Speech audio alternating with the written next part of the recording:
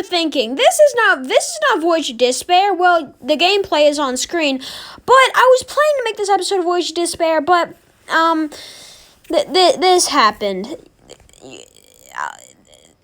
Just watch it now, and you'll understand once you watch it.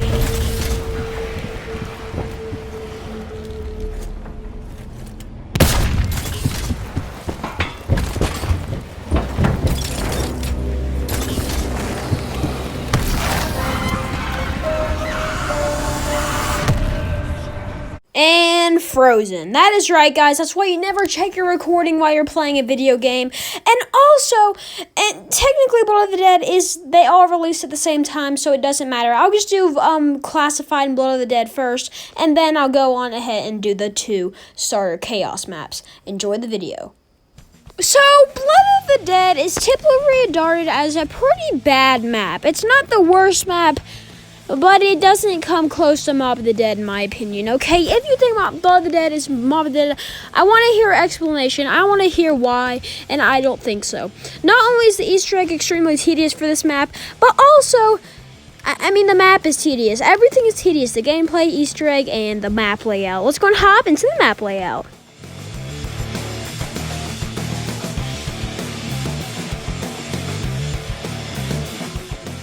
Blood of the Dead might be one of the most tedious map layouts I've ever even seen in zombies. I don't even know where to begin with this map. We have fast travel systems, but that does not even help out the map because most of them are literally useless. Like, why the heck would we want to go from the laundry room to the warden's office? It's just literally 2 feet away.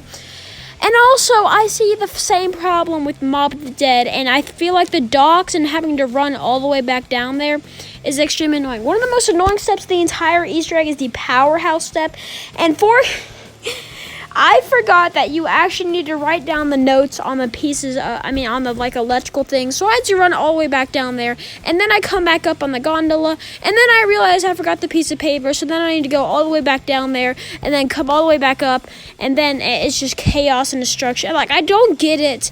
The gondola, honestly, is even more worse on this map. The docks area is not as useful as Mob of the Dead, because you don't really go down there as much. But honestly, I hate going down to these areas. Like, why the catwalk? Why does this area even exist on the map? I mean, there is a moving Pack-a-Punch machine, which, we've seen in zombies multiple times, like Dear Eyes and Drac, But we don't even know where this is at. No map that tells us where the Pack-a-Punch is at. So if it's on the roof and you go to the other 2 places, which is by the way very, very far from each other. One's at the docks, one's at spawn, and one's on the roof. Each of them are like a mile away from each other.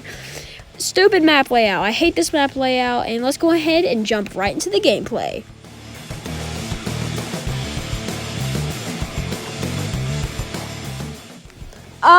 Okay, so before we get to all the bad stuff, let's go and talk about the good. We have a brand new version of the Blundergat, which is obtained pretty much the same way, and it's actually probably the best variant we've seen. The Acid Gat is honestly pretty sad in this map, so I recommend getting a very easy to obtain Magma Gat. This is a brilliant upgrade that looks sick and is also very cool. So you have to get a little tempered Blundergat, run around the map, and get barrels. Which is pretty cool. And then you get to forge it with some ghosts. I actually kind of like the ghosts on this map. They add a little cool thing. So then you get the Magma Gat. So the Magma Gat is pretty much like the Acid Gat, but better. Instead of shooting multiple weird shooting projectiles everywhere, you just shoot one pretty well aimed one lava pool on the ground. All the zombies will run toward that, so it has a monkey bomb effect, and all the ones that go into that pile of lava will get burned eventually and die. It also works very effectively on Brutus, so you got that added bonus. So, I mean, what else can I talk about? Oh, yeah, Brutus. Brutus makes his second return, first on Mob of the Dead, now on this map. I feel like he's much more of a tank on this map. But he doesn't spawn in too much, but if you kill him really quickly when he spawns in on the high rounds, he'll just spawn in again and again and again and again and again. But this guy's not too annoying. He does shut down your shield, which is aka the map. The shield should pretty much just called look for you a shield simulator. Literally I think this is Afterlife now, is just pretty much shooting a shield. I hate sucking up zombies every single round. Literally so annoying. And can you explain this to me? Look at this dog round. I literally used a fast travel system and now I'm stuck in here and the dogs are stuck too. Why? Okay. Oh my goodness. But you got so why is this not as good as Mob of the Dead? What makes Mob of the Dead so special? The characters, yeah, they were pretty cool. Prison, yeah, that was pretty much. We're still in the prison though. Maybe flying a plane into the Golden Gate Bridge. Yeah, that entire point is destroyed. The roof does not even matter. It's not cool anymore. You don't have epic music now. No, the roof is sad, depressing, and yeah, no Golden Gate Bridge anymore, because why would there be? The one cool part about Mob of the Dead, I mean, actually, no, that's false. But one of the coolest parts about Mob of the Dead was the bridge. It was chaotic and fun and added a brand new element to zombies, very similar to Moon. But no, we couldn't have like a boss fight on the bridge. No, we had to fight it in a little garage. Oh my gosh. No. All the good parts about Mob of the Dead are not here. The characters are completely gone. No trace of them. I don't want to hear anything about Giant Brutus and the people. No. Oh my goodness, everything is so bad. Maybe I should talk about the BO4 mechanics. I'll probably talk about that in maybe Voyage of Despair or something. I don't really feel like talking about them because, I'm already talking bad about this map, so I don't want to talk even worse about the BO4 systems. So, remember the giant routine that you had for Mob of the Dead about filling the dogs and being so excited to get a very good Hell's Retriever? Well, I don't think... Do you guys have a routine for good old-fashioned Blood of the Dead? I don't. You guys may. But, honestly, filling up the dogs is not too bad, I am happy that there's none at the docks now, honestly, but there is one inside of the spawn area, inside of the prison where the first one was, and at the warden's house. Now, once you do this, you can then get the Hell's Retriever by going on a fast travel system. Now, the Hell's Retriever isn't too bad, it's just a Hell's Retriever pretty much, retrieves drops and stuff like that. But, so... I will talk about one BO4 thing. So in BO4, you can pre-select a equipment slot, and the best equipment is called a Wraithfire. This thing does infinite damage when you throw it on the ground. That means on round 100, it's going to be killing the same as on round 2, okay? Now, the Hell's Retriever takes up that slot. Why? Why can't it be a separate slot? Okay, why would I take a retriever that does knocks off around 15 instead of having the infinite damage wonder weapon equipment? Why? Why would I want that? Well, it's only pretty much used for the Easter egg and getting the Blundergat, okay? You can get the Hell's Redeemer, but I find it a little bit tedious to do, and there's not really too much of a reason. I don't find myself using the Hell's Redeemer the Hell's Retriever except for the Easter egg and getting the Blundergat. But there is one factor about Blood of the Dead that I actually like, and I will actually use this. So, there's actually a spoon Easter egg on the map where you need to put in a little code that you find in the warden's office. And then you need to use the Hell's Retriever to knock off a skeleton hand and get a spoon, which is very, very cool indeed. And then you can actually destroy a water tower full of blood. So I guess it's a blood tower. But the bloody water tower will fall to the ground, and then you can collect the golden spork. The golden spork is very OP, and it's a very powerful melee weapon. Now, when I train, zombies sometimes can get in your way. Not with the golden spork. Literally, all you gotta do is melee once, and they're out of your way, okay? Very cool very cool melee weapon, and I like it a lot. Now, the real stuff lies inside of the Easter egg and storyline. So, one of those things is good, cough, cough, storyline, and one of those things is tedious and awful and extremely hard and annoying. Cough, cough, Easter egg. Let's get into the storyline. Easter egg, boys.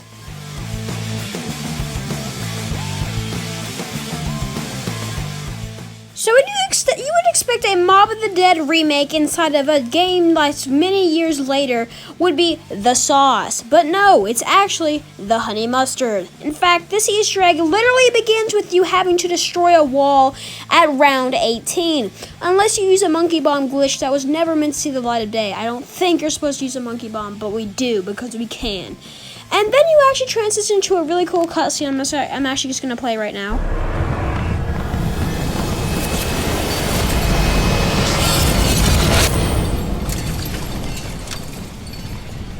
It's him, the Warden of Alcatraz. At least, as he was. After the three were executed, he disappeared without a trace. I suppose now we know where he went. Very, very cool indeed. So you start off the Easter egg pretty strong, actually, you know, with a little cool little cutscene. And then you begin the most dreaded step in all of Call of Duty Zombies. This step is known as the Cursed, the Smelly, the even perhaps Canorium-full Bird Step. This bird has you look through 42 spawn locations. That is right, guys. Every single time you have to do this 4 times and look at 42 locations for a bird. A bird. Now, the good thing is that you can hear this bird, okay? But no one wants to go check all these locations around the prison, okay? This is so tedious, and this step literally requires you 72% of the time to look through a shield. Okay, and you need to zap the bird 3 times, and then you need to go down to the docks, or at least around the docks, and you need to listen through a little this noise.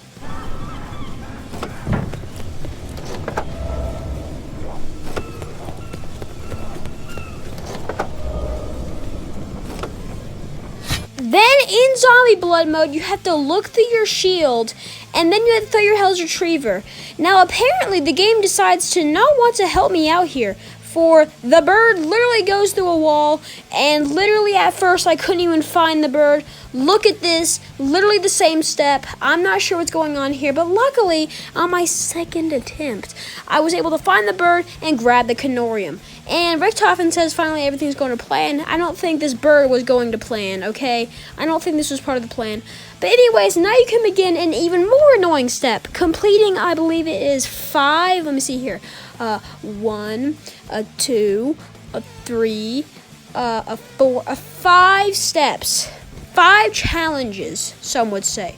Each of them are dreaded in their own ways. I would say only 2 I don't get annoyingly frustrated with, maybe 3 actually, but let's go ahead and hop into the challenges. So I work my way up from the least annoying challenges to the most annoying challenges. So the least annoying challenge is probably the banjo one, which apparently is actually from Al Capone, who was in Alcatraz. Thank you, Mr. Codename Pizza. I actually not know that, then thank you for the fact. Shout out to Codename Pizza. He's a legend. But this step is actually easier on high rounds because you have to do this step pretty quickly and you have to get enough kills. Look at how easy this is with the Magma Gat. I don't even have to move as I'm moving. But, you know, it's pretty easy. Just get a certain amount of kills in a circle, and then you just gotta go give the banjo to him. He'll play a little tune, and then you'll get an orb. Simple task. So this is probably the most least annoying. This is probably one of the most least annoying steps. This is the escort step. All you gotta do is escort this little ghost, and with the magma guard, with the massive magma gat, this is actually a piece of cake. All you gotta do is just defend this little guy, and the zombies prioritize the magma shots, so that's very easy. A warden spawns, which is pretty easy to take down. It's not too long either, and I think this step is actually pretty fun. Now this step used to be a monstrosity solo. So basically what you had to do is you had to zap a ghost, and then you had to suck up its energy. Now I'm an absolute fool in the round. This step is actually the easiest step as long as you know what you're doing. Winter's Wail helps us perk out so well, but I'm an idiot and I accidentally suck up a zombie with the shield. So this is 10 times harder, but look at this clutch. So my shield breaks, but before I do that, I suck up all the zombies' soul that I need, and now he's ready. All you gotta do is just suck up enough of his souls with the amount of shield blast you need, and then once he gets to the little industries area, you can kill him using a trap. It's a pretty easy, but solo, you had to do what you had, like it took way longer to suck up his soul, and you had to get more souls, because you didn't have enough blasts at first in solo, but now you do, so it's much, much easier. Now this step isn't actually hard, it's just extremely annoying. This is known as the Morse code step. So the first step is to literally go in the warden's office and just do a guessing game, or you can just go do the actual step. I'm not too sure how to do the actual step looking at the life things. I don't even know how to do that. I'm not so good at Morse code. So I'm not so good with Challenge Shuffle and Infinite Warfare. But the Morse code step is pretty much just trial and error. Literally, you just have to do a giant guessing game. And then you gotta go do a pretty okay step here. And you actually got to go ahead and sack up a zombie soul, and you have to escort a ghost, but the zombies won't attack it, so it's not really escorting. It's just taking a ghost to the docks, and the way it moves is you have to get zombie kills. So it's very interesting, and on high rounds it can be quite a challenge because the infirmary is very tight. But once you get enough zombie kills, you just gotta bring him down to the docks, and he will be a-okay. Let's go. Now we're on to the stupid and longest step in this Easter egg, the powerhouse step. Actually, no, the bird step. This is the longest challenge, and this is the powerhouse step. So first of all, you have to play a little Simon Says game inside the powerhouse on the docks. Which, if this was the step, this would probably be the easiest one because you don't need to kill any zombies. But no, it's not the easiest one. Then at the end of the 5 symbols, after you do the 5 Simon Says things, 3 symbols will light up. All you gotta do is, just take those 3 symbols and convert them into 3 other symbols. And then you gotta zap a stupid ghost inside the powerhouse. And, you gotta pull the lever of the symbol that you guys need. Now, if you fail this step, and if you zap the ghost and you don't see a symbol, he will pull the lever. And if he pulls the wrong lever, you have to do this entire step all over again. This takes forever. Okay, if you fail Simon Says, you have to go get another code. I think if you fail the powerhouse step, I could be wrong. I think you have to go redo the entire thing. This step is awful. Like, literally awful. And also, Shield Blast can sometimes kill a zombie behind you? Why? I mean, it's not, no one uses the Shield Blast to kill zombies. Okay, no one's doing that. Oh my goodness, the worst step, definitely. Now let's go ahead and hop into the boss fight. Now, if it sounds like I'm crying in my sleep, it's because it is. Because look at this gameplay footage. This is the last challenge I need done. Not only do I go down, but I was about to finish the step, the ghost was almost here, and the stupidest thing. Connection interrupted in a solo match. Have you guys ever heard of this? And also, my game freezes. Last step, I don't get to the boss fight. I'm not doing the boss fight. I'm not redoing this 2-hour Easter egg. 2 hours and 30 minutes, almost a 3-hour Easter egg again. No. So unfortunately, I don't have boss fight footage, but come on, guys. You really want to see that boss fight? No one even likes it. So let's go ahead and hop into the cutscene, I guess. So, I don't really know what to do here, but... So basically, Richtofen gets inside of this machine, and he is losing blood every single second. And... this is in between Zetsubo Noshima and Gorod Krovi, and Mr. Nikolai finds out that he needs to keep his soul to defeat Dr. Monty to Revelations Richtofen. Revelations Richtofen is from Revelations, and he knows that Dr. Monty is not a good guy, but since this is before Gorod Krovi, and that's when Dr. Monty shows up, Nikolai does not know who they are, and so does the other 3.